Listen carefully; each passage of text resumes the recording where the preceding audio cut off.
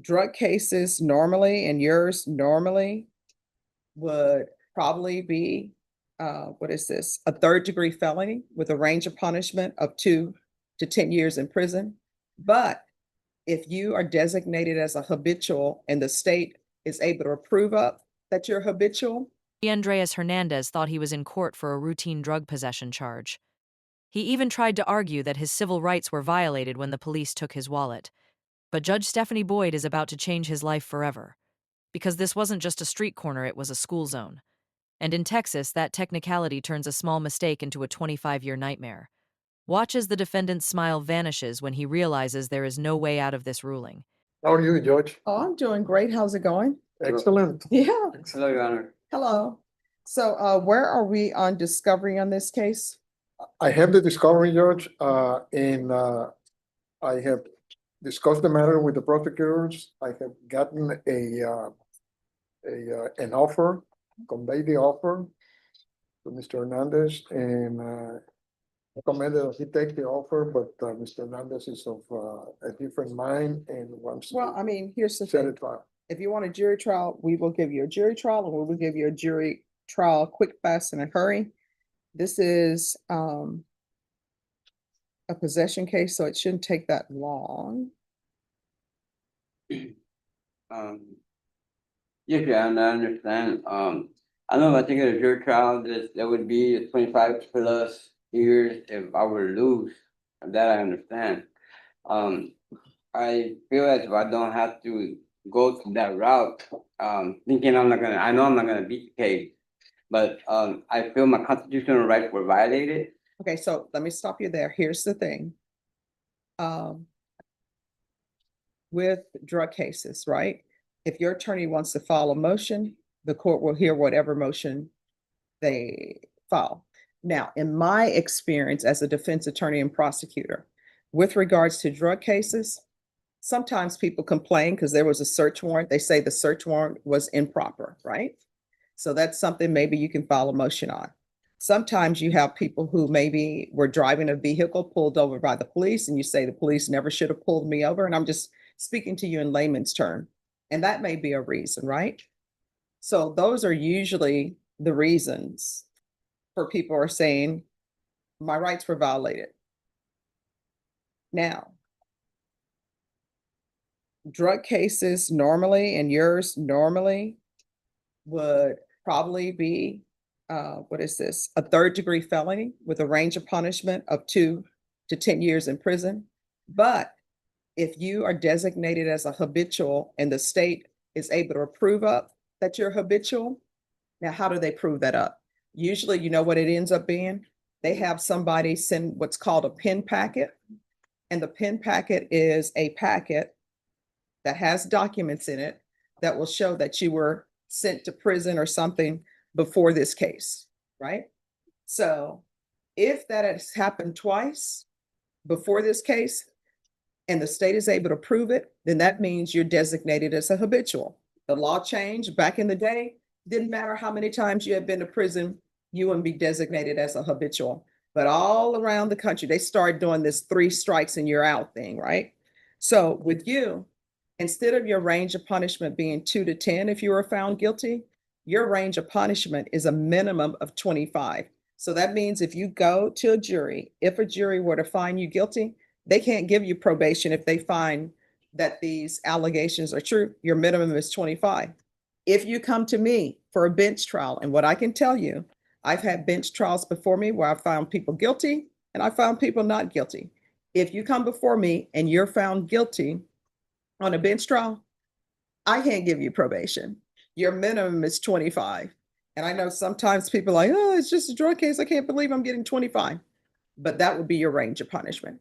It's completely up to you. So for your case, we'll set it for a jury trial. Like I was gonna say, it says here that I was found with what 1 gram. I had 3.2 grams. Oh, no. So here's the thing. You don't want to let or admit to things. You're not under oath, so you'll be fine. But this is what I can tell you about your case. Could I see the indictment on Andreas Hernandez, please? they're putting you at a third-degree felony because according to what I'm reading on the docket, it may be wrong. That's why I'm asking her to pull the indictment. You were in a drug-free zone. That was on the sidewalk. Yeah, here's the thing though, but drug-free zones, like schools are usually drug-free zones. Yeah. So if you're within a certain feet from a 1,000 school, feet, that's here. so that means that maybe if you have a possession less than a gram, it's no longer a possession less than a gram. They enhance it because you're in a drug-free zone. And when they enhance it, it becomes a third degree, you become a habitual. Your minimum is 25. Now, if it's just a regular state jail felony drug case, then you're most likely looking at 2 to 20 years unless there's something else out there. So that's where we are. So the 10, that's 44B doesn't work on this one either, right? They're not, no. Nothing like that, nothing like that, No. nothing 44, nothing like that. Okay, well, when they arrested me that day with San Antonio Independent School District Police, they You're called. allowed to do they that. Called that San Antonio Police Department twice and they never showed up. So they took me to their facilities. And they took my wallet from me, they took my credit card, they took my money, and they put it inside my backpack, and they kept it in their facility. And to this You day, don't have it. to this day, I'm unable to keep my money, I'm unable to keep my credit card because. Okay, let me explain something to you, and I want you to internalize what I'm saying. And I thought it was a No, no. violation of the 14th Amendment. Mhm. All right, I want you to internalize what I'm saying, right? Yes. I've had clients in the past before who have told me, like they get arrested for something. Let's say they get arrested for a drug case, right? And my client would tell me, hey, Stephanie, the officer roughed me up. My case should be dismissed. They think it means it's a wash. And I tell them, the fact that an officer maybe roughed you up, that is a whole different case. We're just here dealing with the criminal case. So the fact that you're saying that the school division, they kept your license, they kept your credit card, maybe they took some money, that's a civil matter. It has absolutely usually nothing to do with the criminal case. You understand? Never in my rights either.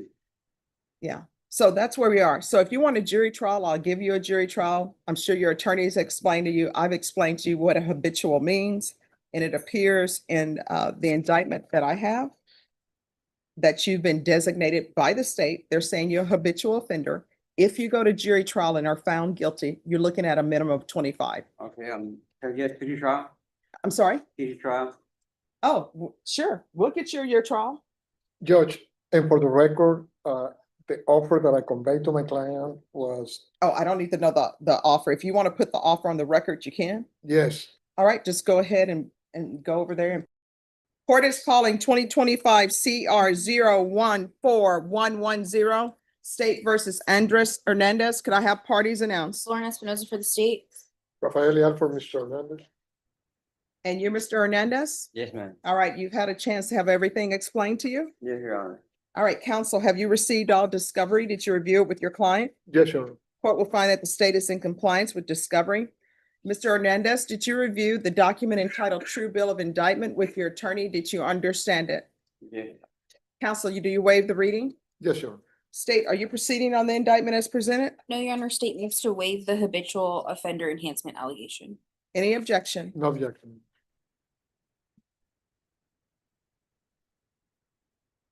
Did you review the court admonishments with your attorney? Did you understand it and sign it in all the appropriate places? Yes, Judge.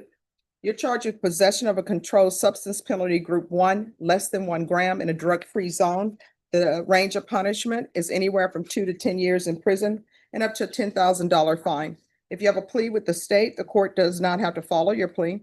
If for any reason the court does not follow your plea and gives you more than you bargained for, the fact that you entered a plea will not be used against you, and you will be allowed to withdraw your plea.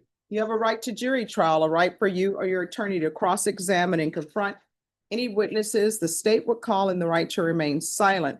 By entering this plea, you're giving up those rights. Did you intend to give up those rights and enter into a plea in this case? Correct, Your Honor.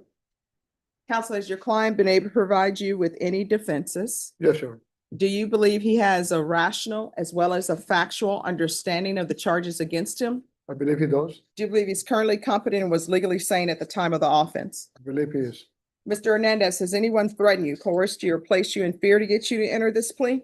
No, Your Honor. Anyone promise you anything other than the plea? No, Your Honor. Are you satisfied with the way you've been represented? Yes, Your Honor. If you're not a U.S. citizen by entering this plea, you will be deported, denied naturalization, and re-entry. Did you understand? Yes, Your Honor. Court will find that defendant has knowingly and voluntarily waived his right to jury trial. Did you review the plea bargain page with your attorney? Did you understand it? Yes, Your Honor. According to the plea, the state is proceeding on count one, waiving the enhancement. They're asking that your punishment be assessed at 2 years in the prison. There's $1,000 fine, and there are no applications. Is that correct? Yes, Your Honor. Any objection to the court changing the plea bargain paperwork to reflect that there are no applications? No, Judge. No, Judge.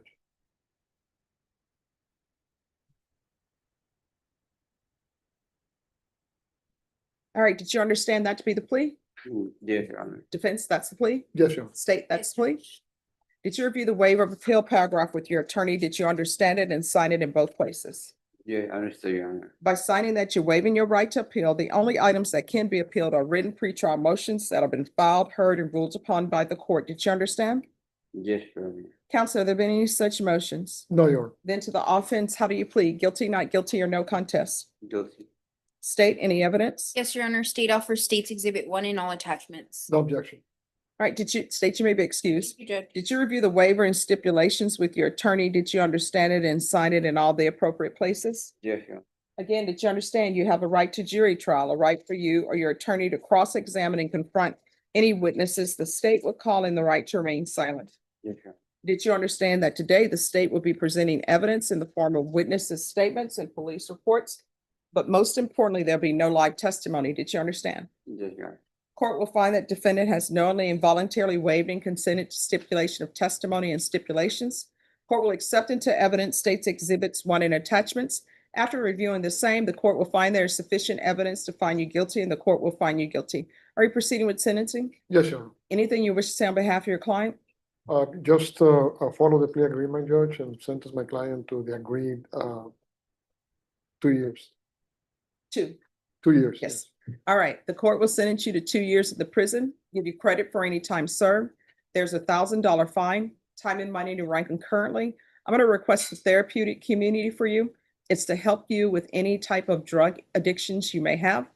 I do not have the authority to force them to place you in the program, but they'll see in the judgment that I'm requesting it for you, and you'll still need to request it. Do you understand? Yes, correct, Your Honor. All right. Did you review the document entitled Trial Court Certification of Defendant's Rights to Appeal with your attorney? Did you understand it and sign it? Yes, Your Honor. All right, because this is a plea bargain agreement, because I followed your plea bargain agreement, and because you waived your right to appeal, you do not have the court's permission to appeal. Because this is a felony conviction, you're not allowed to own or possess any weapons or ammunition. If you have a question over what that is, you'll need to speak to an attorney. Do you understand? Yes, Your Honor. All right, we can go off the record. Here's the thing. If you don't take care of this drug addiction you have, what's going to end up happening is you're going to end up in and out of prison. And if you have another charge, this may not be your attorney, I may not be the judge, this may not be the prosecutors. And your minimum sentence, depending on the type of felony it is, your minimum is 25 years in the prison. Now, so you're either going to end up in prison, or either last time you use may be the last time you use, and somebody may end up having to identify your body. I know you addressed an issue with me stating that the school police office or their security have certain items that belong to you. They should have turned that over to the police, but if they didn't, you are supposed to have those items back. So you'll need to contact them. I don't have any jurisdiction to force them with anything, okay? All right, good luck to you, sir. Thank you, Judge. Thank you.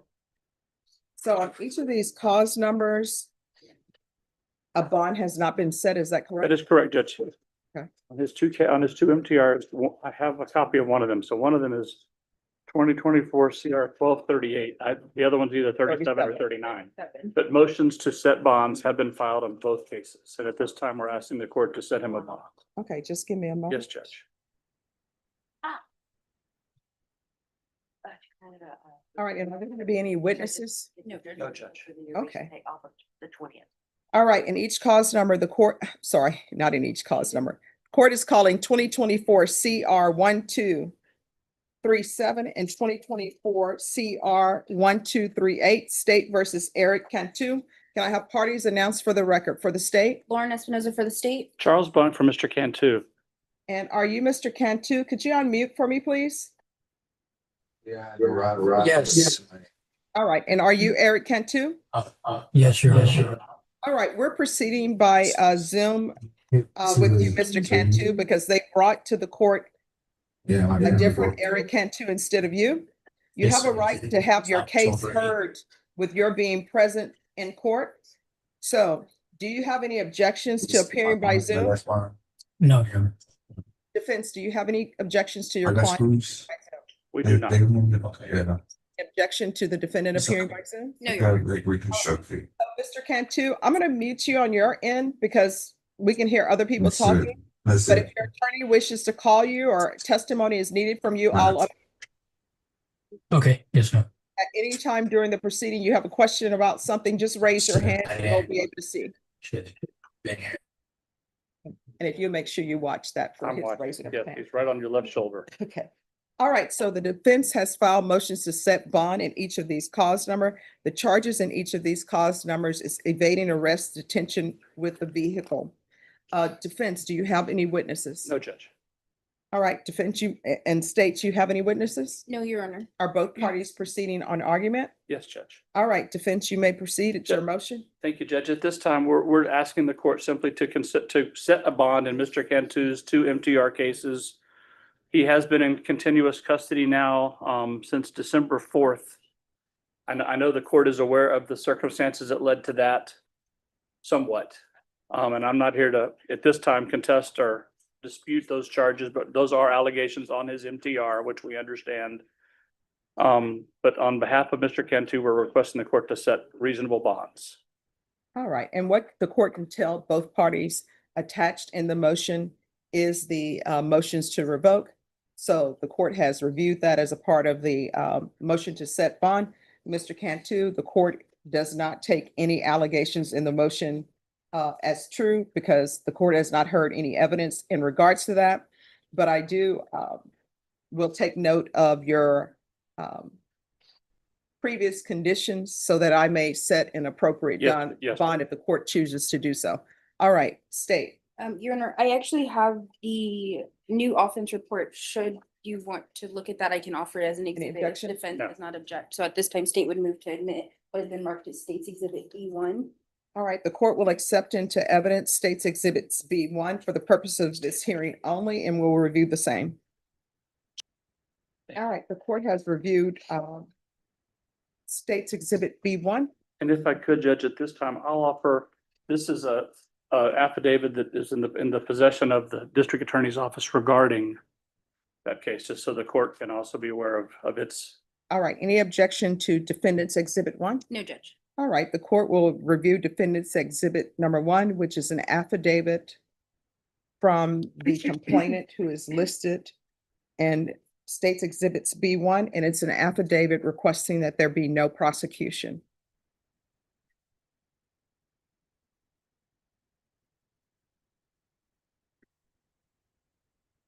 All right, any other exhibits?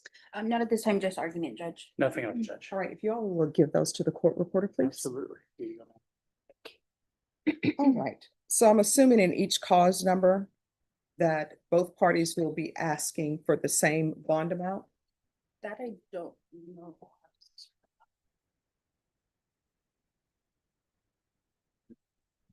No, we're not at the same amount. No, I mean, whatever amount you ask for will be Yes. the same in each cause. Yeah, oh, yeah, I'm sorry, yes. No, I'm sorry, it's me, because it'll It's make late. it easy Right, for no. the court It reporter. would be much easier if your answer, first question was yes, but it's not, so. But All yes, right. it's the same in both cases. All right, so defense is your motion. Judge, at this time, we're asking you to set the bond at a maximum of $50,000 per case. We believe that is sufficient to guarantee Mr. Cantu's appearances in court, and the courts where he's never had an issue with appearing in court. With other conditions the court may deem appropriate, of course. All right, so with regards to the request of the $50,000 bond, would you like to call your client to just answer questions of the bond amount he is able to make? No, not at this time. Okay. Your Honor, state would be asking for a bond of $90,000 in each case. Although defense did proffer to the court the affidavit of non-prosecution we have received from the complainant. The DA's office has not made a charging decision regarding the new offense. Further, the issue is, in the state's opinion, is not that Mr. Cantu doesn't appear in court, but rather that he continues to victimize the community and pick up new offenses allegedly. And that he cannot comport his behavior to that of community supervision, what has been ordered by the rules and regulations of that supervision. So we would ask for a bond no less than $90,000. All right, if we could go off the record just briefly. I'm gonna ask you to unmute. Yes. Your attorney is gonna call you with regards to a bond amount in your finances. Could you raise your right hand for me, please? Do you solemnly swear affirm the testimony you give will be the truth and nothing but the truth, so help you Yes, Your Honor. God? Lower your hand, Yeah. state your name for the record. If you'll state your name for the record. Oh, Eric Cantu. All right, defense, you may proceed. Mr. Cantu, how long have you been in jail, sir? Since the 4th For of a December? month. Okay. Correct. Your family and myself and you have discussed the motion we're here today to set the bond on your motions to revoke your probation. Is that correct? Yes, sir. And you yourself, you don't have, do you have any bank accounts or money in the bank under your name? As far as right now, no, sir, I do not. Do you own any real property? No, sir. Do you own a car that you own outright? Actually, I did before, but now not anymore, no. Okay. And am I correct in understanding that if you're able to make a bond, it's going to be with the assistance of your family? Is that correct? Correct, yes, it is. And your family and I have discussed various amounts. And is it your understanding that if the judge was to see fit to set the bond at $50,000 or less per case, that's an amount your family might be able to raise given a little bit of time? Is that correct? Yes, sir, that would help a lot. Okay, that's all I have, Judge. Okay. All right, so defense is asking for 50,000. Any other Yes, sir. argument? Your Honor, additionally, that I would just, as the court's aware that Mr. Bunk is retained rather than court appointed, but that's. All right, this is what the court is gonna do in each cause number. In each cause number, the court is gonna set your bond at $90,000. There should be full GPS. The court will ask that the GPS fees be waived. There should be no contact with the complainant. And that will be the court's order in each cause number. All right, so we can go off the record. And then with regards to the motions to revoke, do we have a contested hearing date for those or no? Not that I'm aware of. We do? Oh, I'm sorry. The normal setting, I believe, was on the 27th.